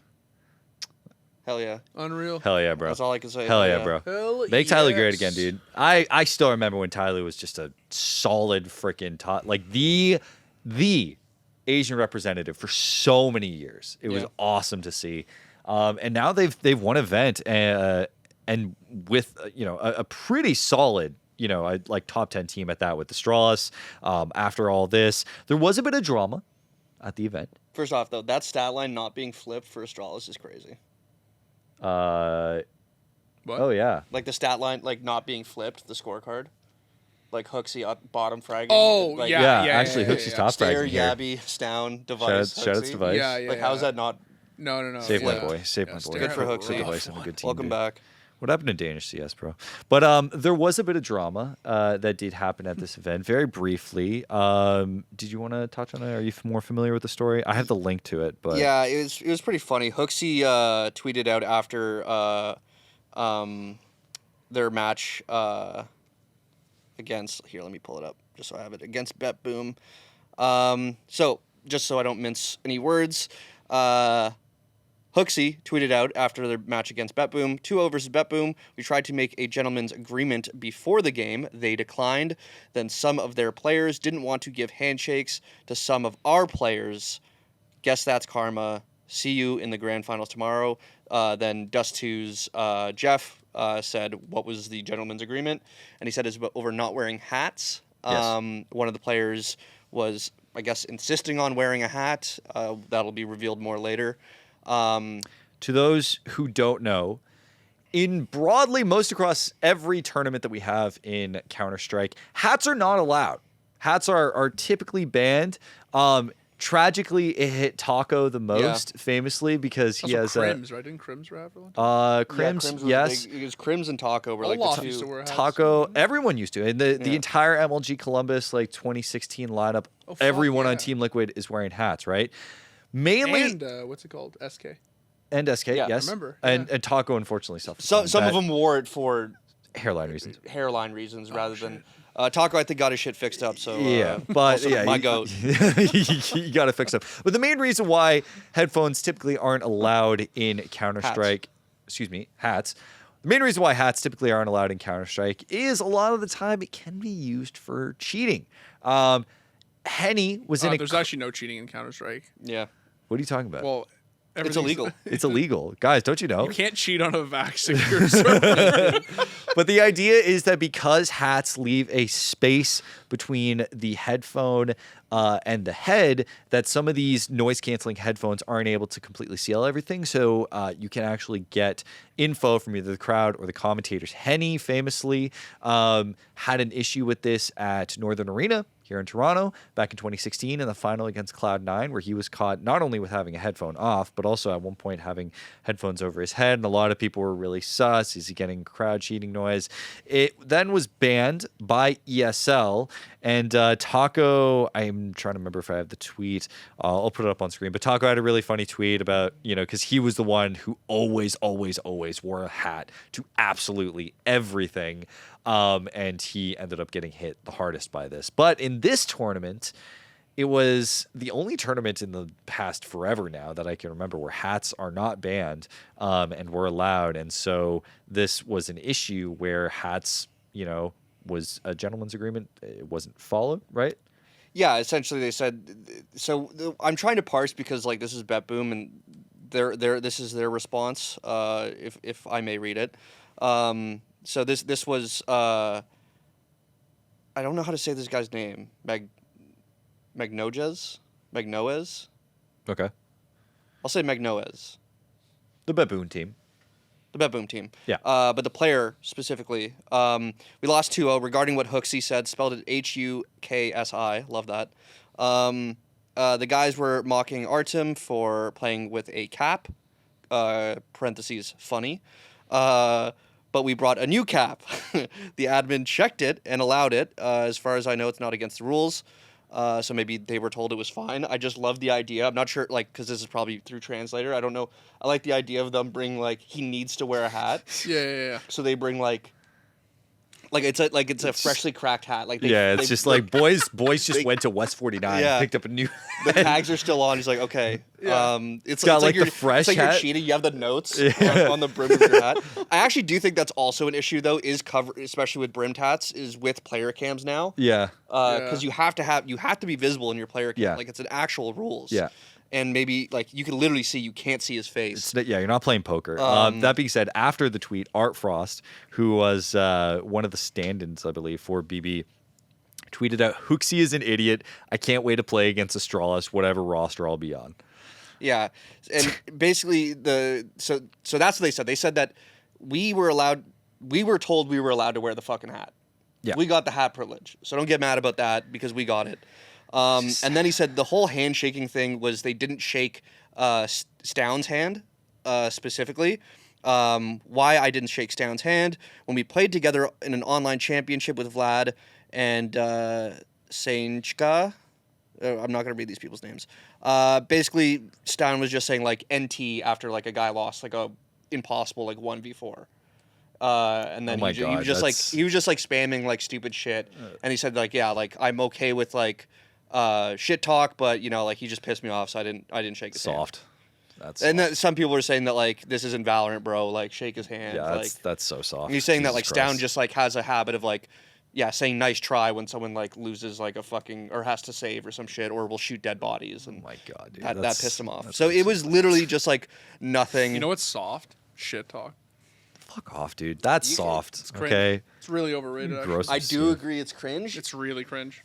If it's fun. I like dude. healthy banter. Yeah. You know what I like? Also, NT on. Zywu. I like I perfect know you fucking do. Counter-Strike Jesus that Christ. speaks for itself. That's actual. That's no that's aura. actually like negative 1,000 aura. Resident Holy sleeper. fuck. Yeah, I know, right? All right. Shooting bodies is so fucking cool. It's so fucking sick. Yeah. Cry about it. Cry about it. But no, shit talk's great, bro. The only thing I like It's really overrated. is don't call it a comeback when it's it's like 12 to like 4. This man has never played Smash in his life, dude. You would actually break a TV if you played Smash with me, Dimitri. I'm sorry.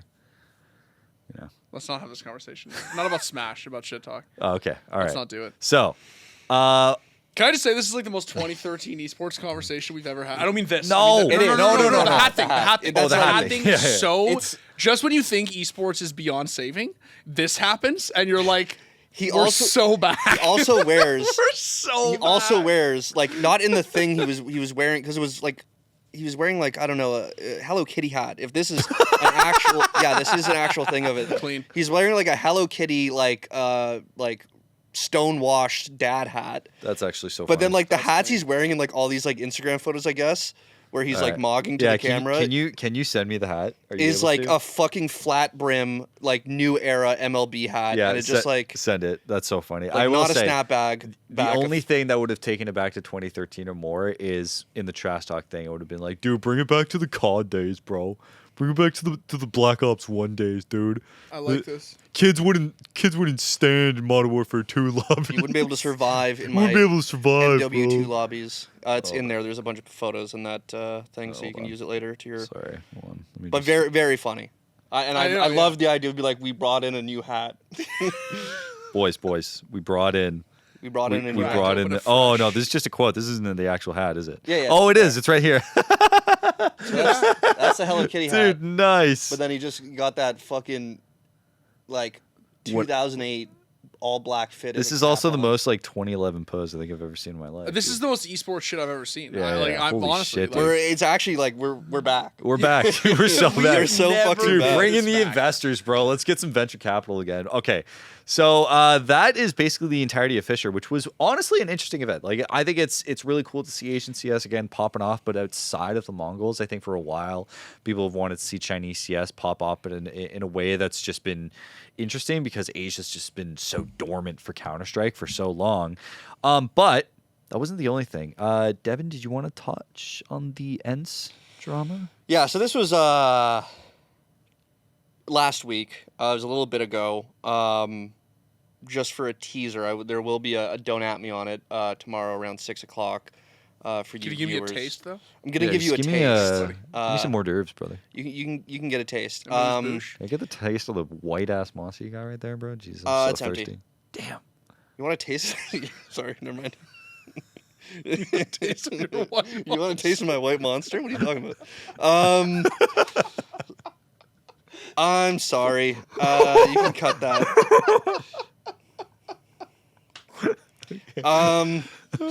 Okay. Yes. So.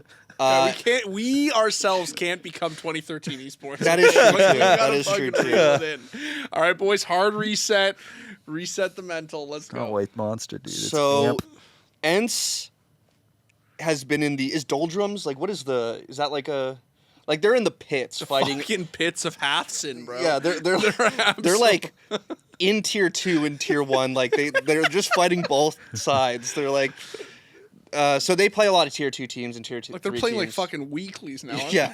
they? So like essentially like every 3 months they're like facing a new cheater, like a team that's like blatantly cheating.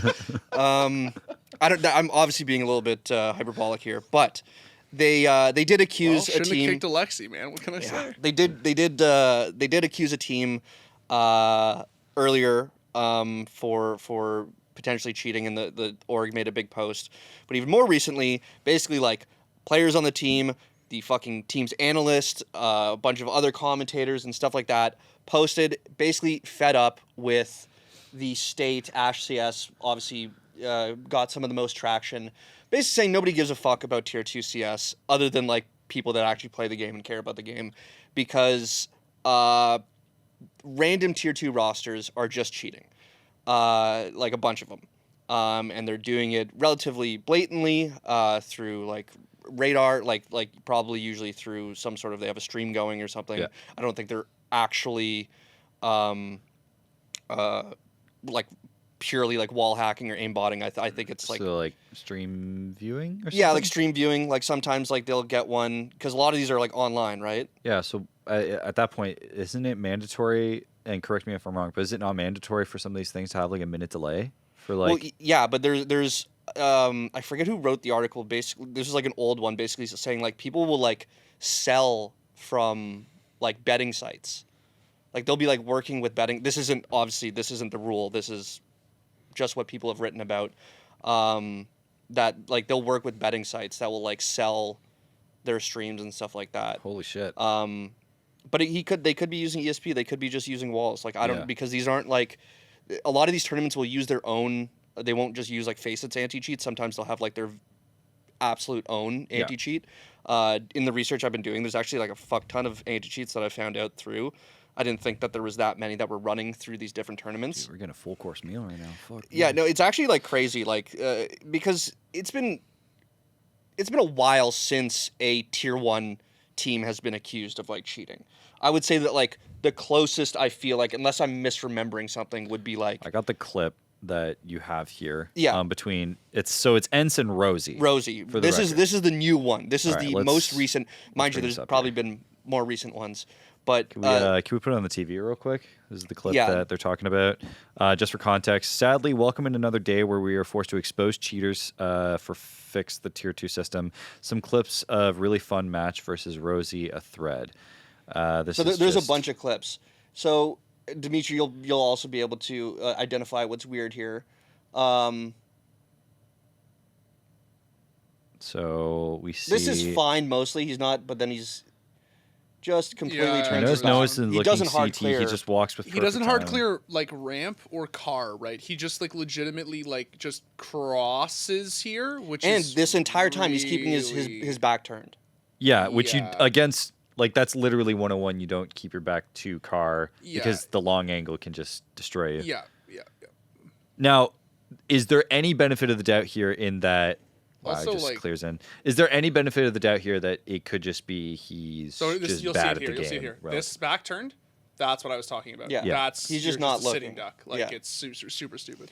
The point that they keep making is that like they're doing everything like perfectly, but these are like not teams that should be doing things perfectly, especially against a team like ENCE. Talk shit about ENCE all you want about like their quality of play, No, yeah. but like This is- they like these are nobodies essentially that are coming out of nowhere and taking them the distance.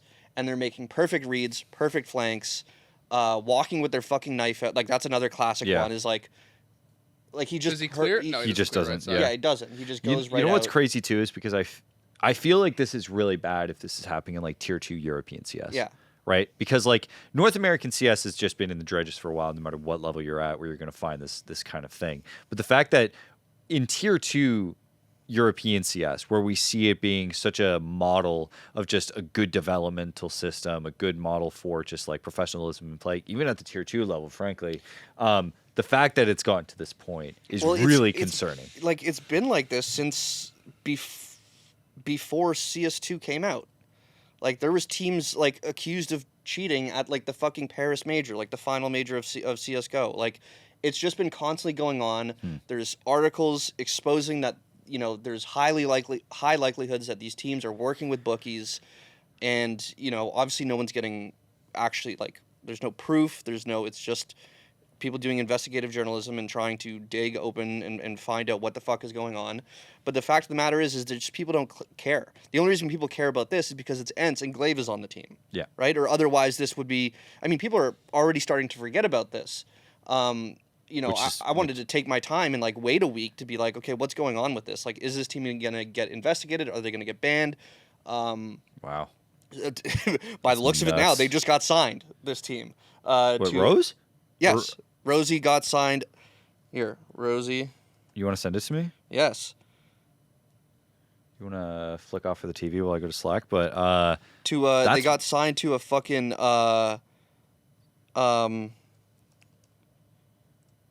Rocket League org. Oh, hold on. No, you're joking. No, I'm not joking. I need to find it because I lost it. You better be joking. Okay. No, that is like this is legitimately concerning, right? Like we knew that, you know, when Sean Garris came out with all the Valorant stuff about how basically betting is ruining that esport.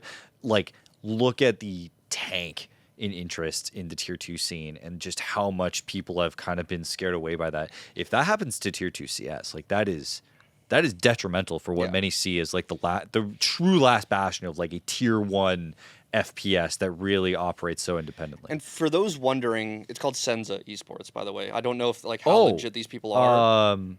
Is that the MENA org? It's a CIS org. ENCE, SENZA. ZA. Yeah, good man. What the fuck is the slots? Okay, yes. And literally like the last person on the team, Dro Ranger, was the one who was also loved Dro Ranger as a name. Was the It's the Dota hero? Yeah, I know. Was the guy that was accused of the one that was using, you know, Radar ESP or whatever. Like he was the one with the most suspect clips. And we can go into it more if we had more time, but I'm going to be doing a deeper dive in the Don't Have Me. Well, thanks for the test, brother. No, but two people that are curious as to why this is happening. It's because there is no fucking repercussions for doing this. You're in tier 2 C, and this goes back to the shit that Bubzkji was saying, right? You're in tier 2. What is the worst that's going to happen? You're going to make a gamble. You're going to fake it until you make it. So you're going to match fix working with some betting company, or you're just going to cheat to try and get higher spots to get some attention from an org that might be able to pick you up. And it's like, I just cheated for those few matches just so people could notice me, and now I'm on a team, and now I'm not going to cheat anymore. Or you're just fully don't give a fuck, and like I said, you're working with a bookie, working with, you know, betting on yourself or betting against yourself, match fixing or win trading. And what's the worst that's going to happen? You get permabanned? Okay. I made my money. All right, whatever. I'm just not going to play this game anymore, I guess. I'll just get a real job now. Yeah. It isn't like... Like if you're betting skins or something, right? Which I'm assuming they are in a lot of cases. I don't know. I have no idea. Yeah, but like, there's no way to trace any of this. But the price of skins obviously are insane now. Mm-hmm. Like insane. Not what they were in 2015 when the iBet Power thing happened, right? And like it's, you know, you get like you put one really, really expensive skin on a bet, and then you like, you know, cash in on a 2.5 times or something, or whatever the fuck it is, right? Like you're talking about like a life-changing amount of money. Yeah. Like life-changing in the sense of CIS for some of these regions. Like you're talking about like $60,000 or something. Yeah, if you like can make $60,000 for a like, fucking single. Yeah, like it's a no-brainer. Like a best of 3 that you play. Oh, God, it's just like what, but because it isn't like Fortnite where Valve isn't And monitoring. these tournament organizers aren't going after people. And I'm not saying they should, because honestly, I don't fucking care what they decide to do. I'm just saying it's going to keep happening unless they do. Like, the reason you don't do it in the higher tier anymore is because the incentive is Not worth it. you're already getting paid like 30 grand a month. Exactly. Yeah. Yeah. you're Salaried making too for the fucking to be on whatever fucking team you're on in tier 1, if not quadruple that amount. Yeah. So you wouldn't risk it. Yeah. But if you're in the dregs of tier 2 and tier 3, don't care. you're doing it for 2 reasons. A, I'm match fixing because I'm selling skins or I'm just doing cash bets. Or B, I want to get noticed. I want to get my team signed. And you know what? This is the only way it's going to work out because it's so there's just not enough. The money's drying up, right? Yeah. So I have to get noticed somehow. Well, I'm very concerned. I think everyone should actually pay attention to that Don't At Me when it comes out. Yeah. Shout outs to Devin, of course, for bringing that story to us. And really, honestly, like, it's stuff that it's one of those uncomfortable topics that, like, you know, we got to talk about The from thing is, too, time is just to time. it's tough too because people get accused of cheating all the time. Yeah. And it's But there are people blatantly, Yeah, like in I your mean- face, who are doing it. because like none of these guys are fucking like spin botting or like No. even No, where yeah, like yeah. using like aim hacks is kind of like feels like a dead thing and Yeah. like as far as like pros cheating. Yeah. It's usually ESP or they're paying for some sort of radar, it's Yeah. it's tough. Yeah. All right. So we're just approaching the end of the show, but I wanted to end. We've had a lot of heavy topics today. I've noticed. Been arguing. Been Yeah, I talking know about. New Metal, Inferno. Fuck, Dude. man. It's been in the dredges, dude. Yeah. Shout out System of a Down, by the way. Anyway, what I will say is it is kind of funny that we're talking about all the shit that's happening in CS. Do you want to know the best headline that I read this week? Despite CS being on fire, pretty much. Give it to me. Let's get on the screen. Valve boss Gabe Newell says he's been retired in a sense for a long time, but in reality works 7 days a week from his bedroom on his boat because he's having so much fun. I get up, I work, I go scuba diving, work some more. Tell you right now, this guy's not doing shit. this is a guy who has meetings all day. Bro, he is playing fucking Office like hostage like 8 hours a day. 100%. He's like, deadlock. Oh, He's doing fucking Dave the Diver, you know, IRL. yo, Team Fortress 2 heavy update. Oh. It's I don't know. You want me to go to a CS major? Oh, I don't know, man. I don't know if that's my schedule. Anyone that says that they work 7 days a week, I'm like, all right. No, I'm that's okay. like. Oh, can I mention him on the play? That's like Jeff Bezos, and it's like he's at the golf course, bro. Like he's Yeah, fucking just like, like you're actively yeah. making money every fucking day of your life. So Yeah. like that's different from working. Maybe you have to respond to a text or you need to say, "Yep, yeah. good." But that's I don't know. Not to talk You shit think about the You guy. talk about how this YouTuber with 19 subs got an interview with GabeN? What? That's what it says in a conversation with a YouTuber called Sarliev. Wow. 19 subs at the time of the interview. Well, okay, that's actually. They've I since didn't acquired realize several that. hundred more. Yes. Yes. Well, probably more than that. I just want to know is, do you think he opened the interview? It was like, "Hi, I'm Gabe Newell. I'm Gabe. I'm working on a boat." Email me at gaben@valvesoftware.com and tell me That's about not your what he rampage. sounds like. How would- Actually, can't do that's Gabe's that's voice. actually kind of close to what Can he you do sounds GabeN? like. No. Yeah, it's hard. No, it's a certain registry that I 'Cause think it's shaky. waspy people that certain waspy people can get. Okay. Newell. All right. Well, besides that, bad impressions aside, I think it is obviously like people see this and then they see, you know, missing Half-Life 3, which, you know, I will say that there are rumors still floating around. I'm not going to deny that. There are rumors that there are a lot of projects being worked on at Valve. But if anyone, I think, has earned the opportunity to just sit back and literally do whatever the fuck they want, it is Gabe Newell. You know? Yeah, I am curious when because in it he speaks about like what he does. He's just very vague. He's just like, yeah, I do stuff with this guy with doing Steam stuff, and I do stuff with these two guys doing AI stuff. And I'm like, what AI stuff you guys doing? Yeah. That doesn't sound like games. What AI? I want to know, yeah, like what is he when he says Steam stuff? What does that mean? I literally don't think he says anything. Do you think in he's this hand article. designing the stickers for the next? Yeah, it's hard to if he's just like the yes or no man in the sense where he's just approving or denying things, Yeah. or if he's actually like making sales calls. With all of that, in terms of these decisions or whatever, I would still take this a billion times over than what we're seeing with like Ubisoft and EA. You know what where I it's think a Gabe is board. doing, and this is my real answer, not actually memeing. You know what I think it is? I think he has taken a role at Valve where we know that Valve is a company where people like do their thing, right? And I think that his advisory role is more in this thing of like people are starting projects they want to start at Valve, and he is just like making sure that like the stuff they're doing, like, this is gonna sound like really fucking glib, but like is cool and worth doing. He's like Rick Rubin. It He's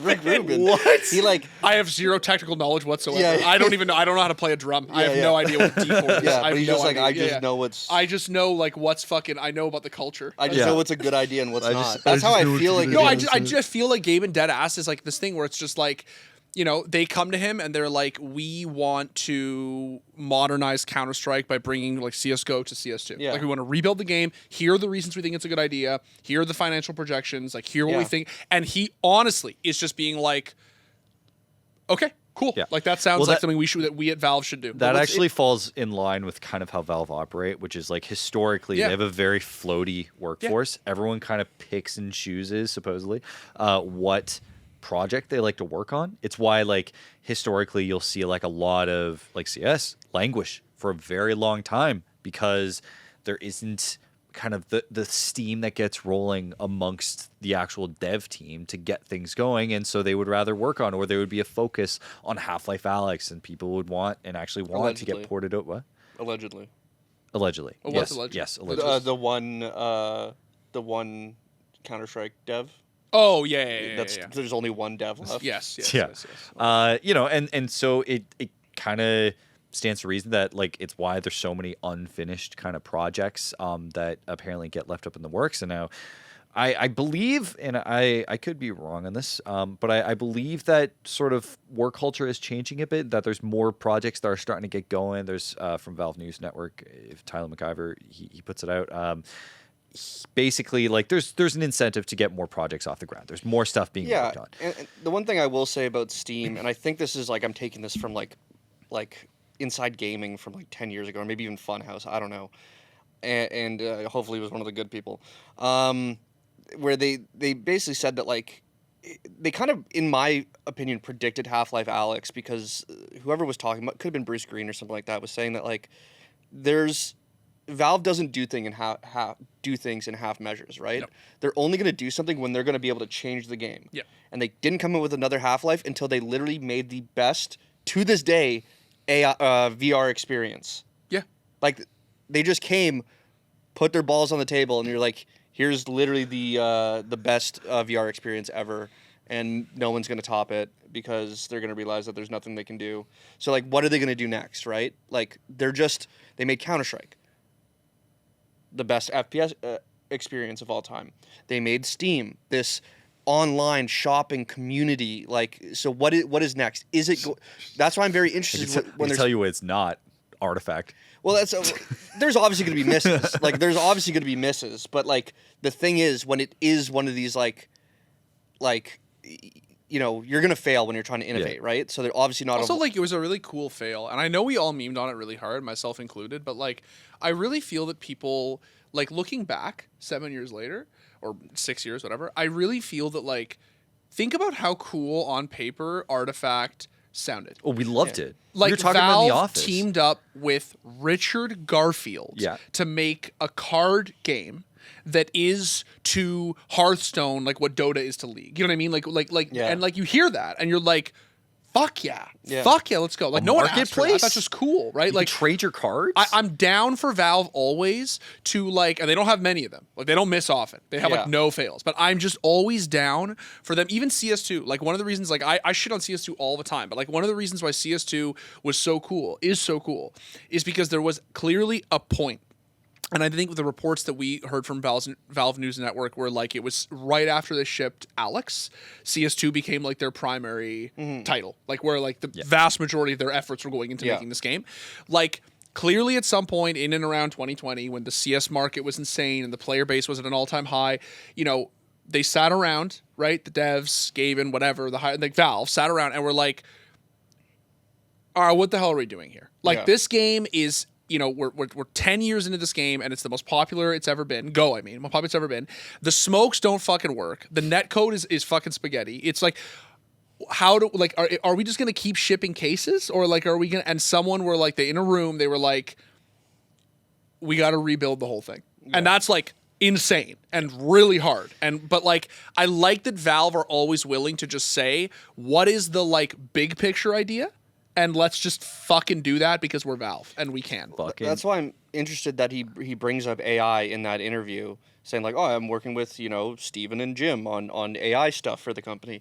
And I'm just like, well, that could mean a bunch of different things, right? Like, is it like, obviously there's always been this conversation if you know, VacNet is, they've said as much as that it's incorporating AI and machine learning into, you know, trying to detect cheaters because that is the future. So like, it's the only company where I'm like not terrified of them being like, we're experimenting with AI. And it's like, no, this will actually affect my day-to-day in a positive way. I'm like, this actually might be good. They're like the only people I trust with like not using it to like, oh, we're just going to make AI games. No, and 100%. With that, honestly, I'm very happy that Gabe gets to actually enjoy his life. He's done a lot for the industry, and he's done a lot as well as bring us Counter-Strike. Well, I mean, some fan devs made Counter-Strike, but, you know, Valve made us Counter-Strike 2, which we play every day. So with that is the sum total of our show, everyone. Huge show, but we hope it's been worth it to you. This is now a Tuesday show. TTK is a Tuesday show now. We're going to be posting at 12 p.m. Eastern every single week for you guys on YouTube, on Spotify, wherever you consume your podcasts. TTK will be here for you. A big show for you guys, but we hope you enjoy it. For the time being, have a good one. See ya.